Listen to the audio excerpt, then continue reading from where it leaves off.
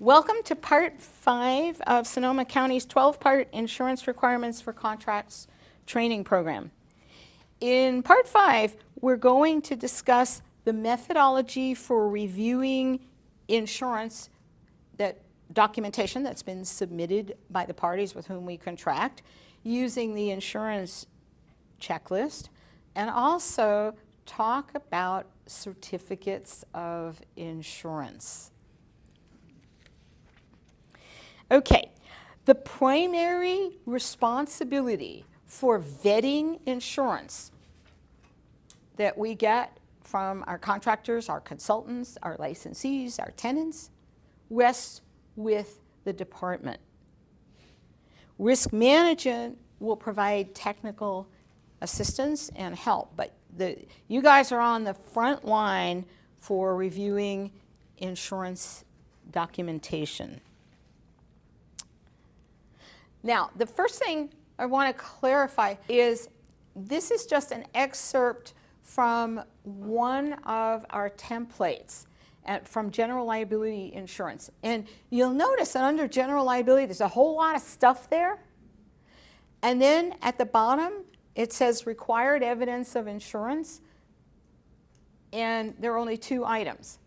So the point here is that everything that's listed in the template as required is indeed required. However, we get evidence or we request documentation only of the items indicated in the evidence of insurance section. Now you might say, why do we do that? Well, otherwise you'd be drowning in paperwork. There are many things that we want to have but are typically built into policies, or we want to have them but they don't create such a high risk. So what we do is we ask for documentation of the things that we really care about to make sure that we're protected, because we don't want you guys drowning in paperwork. Just because it's not listed in the required evidence of insurance doesn't mean it's not required. We're just not requiring documentation. And I might add as an aside, all of our templates say something to the effect that just because we didn't check it or didn't call you on it doesn't mean it's not required, that we're not waiving it. But we want to just balance this out for you. Okay.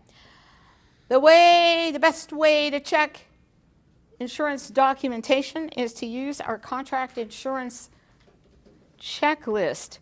I like to quote Jamie, all the nerds in risk management use it, including this nerd.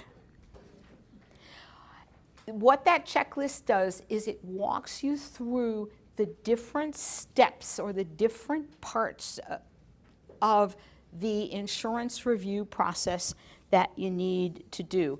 And I'd love to tell you a story. Has any of you been here long enough to remember Ginny from purchasing? Okay. Ginny was great.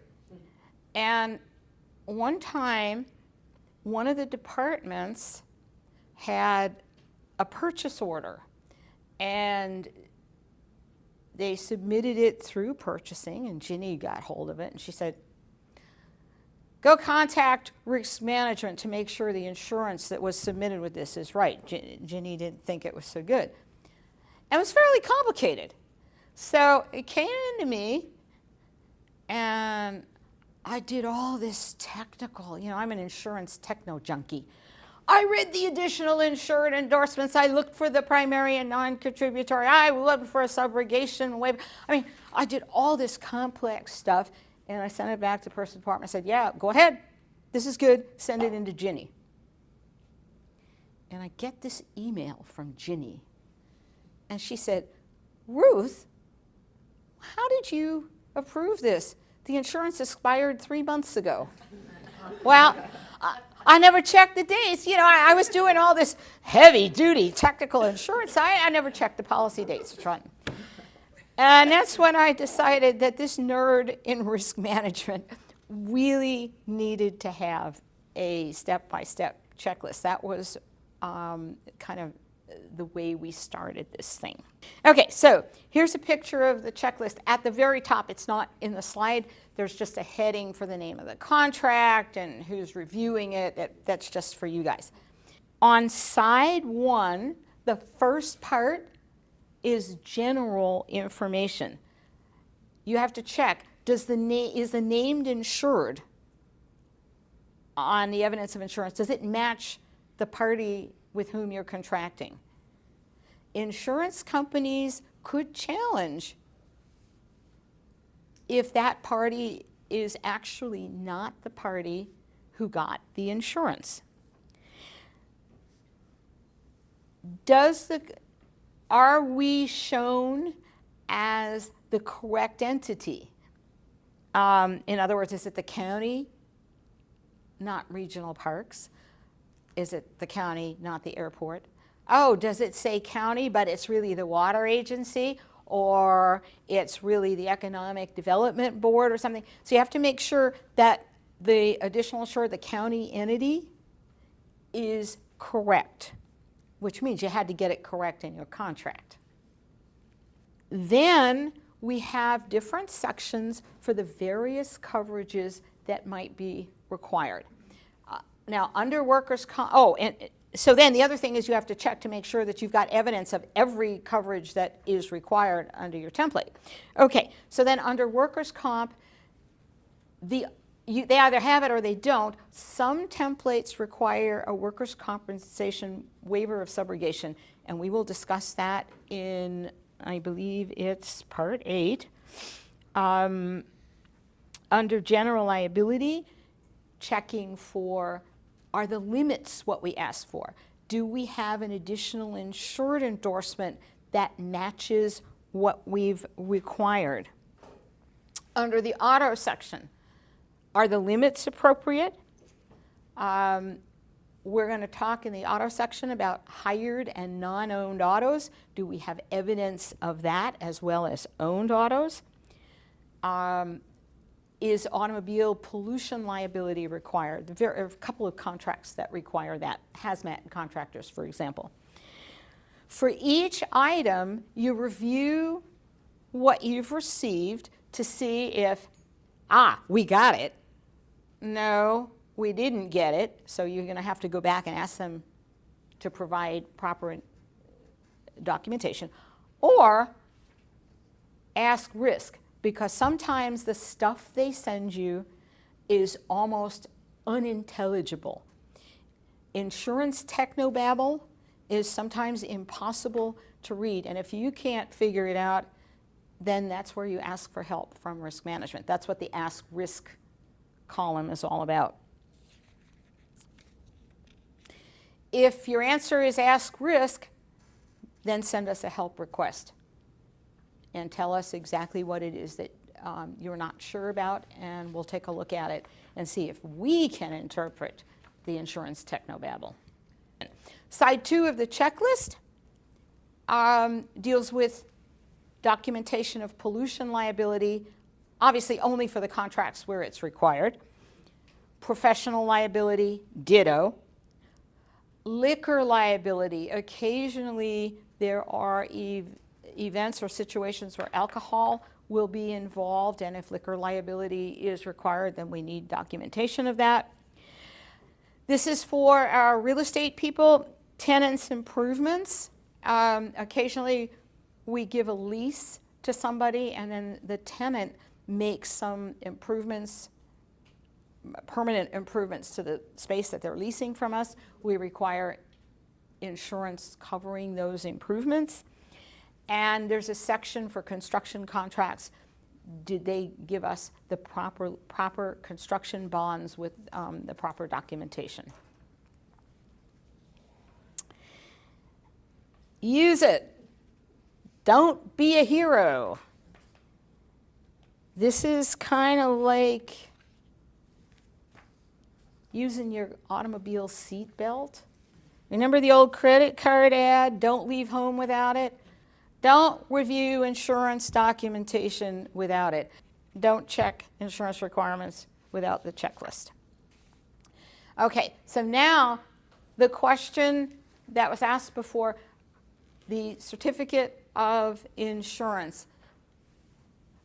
Have you guys seen one of these things?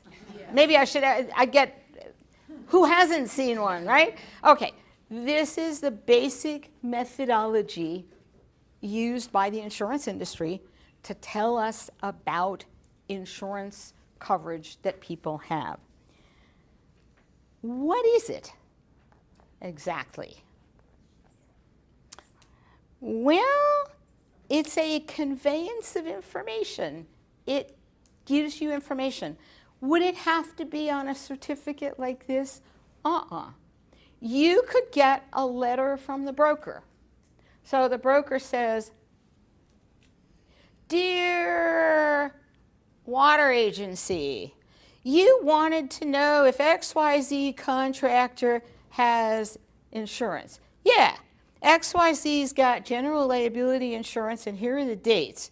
Here are the limits. Oh yeah, you also wanted to know if you were made an additional insured. Yeah, we made you additional insured. Yeah, they also have workers' comp coverage, etc., etc. Thank you so much for asking. Sincerely, your special insurance broker." That's all it is. It is conveying information. It has no real legal standing. It is not a policy. It is not binding. How do you know that? It says so. Yeah, that's it, exactly. It says so. Can we rely on certificates? No way. Here's a list of all little things that you find on a certificate of insurance that are essentially what I call the waffle language in different places. They say it's a matter of information only. It confers no rights on the certificate holder. It doesn't amend or change the policy. In other words, just because I say something on a certificate doesn't mean that the policy has been changed to conform to the certificate. In fact, it should be the other way around. The certificate should conform to the policy. It is not a contract between the certificate holder, that's the recipient of the certificate, and the insurer. There's a box to check off on this thing, are we additional insureds? Well, even if the box is checked yes, we're not additional insureds unless it's in the policy, endorsed to the policy. There's a box to check off for subrogation waiver.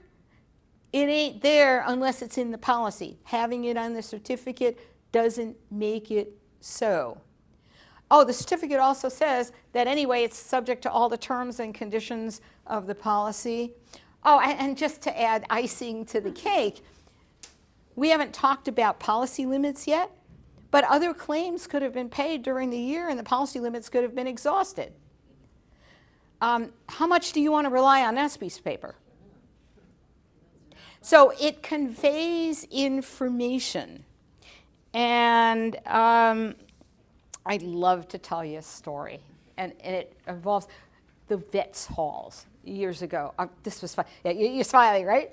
Okay. I could believe it. I was going to say I couldn't believe it. No, I could believe it. Somebody was renting one of our vets' halls for a private party. It may have been an anniversary party or something of that nature. And at that time, we accepted evidence of liability insurance from their personal liability from their homeowner's policy if they were not a business. I was going to ask that question. Yes, and we don't. Yeah, that's right. Kara was going to ask that. We don't now, Right. but we did at that time. So that's a license agreement. We give them a license agreement to use the vets hall. So they send us a certificate of insurance from their homeowner's insurance carrier, and it puts personal liability. And then in the certificate, there's this big box where you can write stuff, you know. Some people have always wanted to write the great American novel, and some brokers do write the great American novel there. So in that box, it took the language right out of our insurance requirements. And it said, County of Sonoma, its officers, agents, employees, dogs, cats, everybody else are additional insureds for the use of this hall. They took whatever language was in the insurance requirements of the license agreement, and they wrote it right there. But that's all they sent us. They didn't send us any endorsement backing that up. So in an email, so I was asked by the people who were handling that, can we accept this? And I wrote back and said, this is very lovely, I like it a lot, but they're going to have to send us a copy of the additional insured endorsement. We always require a copy of the endorsement or policy language to back that up. So the broker sends back, and I think that was handled by General Services at that time, or maybe it was Regional Parks, I don't remember, but the broker sends back an email to whatever department this came from and said, doesn't that lady know that you can't have an additional insured endorsement on a homeowner's policy? Yes, that lady knew that. But you see what they did? They took the additional insured language that we asked for right out of the insurance requirements and put it right in that big comments box and thought we'd live with it. And in fact, there are many other public entities that don't spend the time and resources that our risk management department does to check this stuff out. And yes, that lady knew. That is a perfect example of why, you remember in a previous training segment, we talked about required, or maybe it was earlier in this one, we talked about required evidence of insurance, that there are 9 things listed, but we only want 2. This is why we want those 2, to make sure that we have the additional insured status. We do not rely on the certificate. When an individual rents a vet's hall now, we have an insurance program that we actually get, and part of the rental cost now includes getting the insurance program, which gives us additional insurance because of that issue, that we just changed the procedure totally. Now, if you need help in reviewing evidence of insurance to see if it's acceptable, you've got some help. The first, check the template assistant. There's, click on those, expand the help text. We've got a lot of stuff in there that could help you. If that's not enough, then send a help request to risk management. Okay, this concludes part 5 of Sonoma County's insurance training program.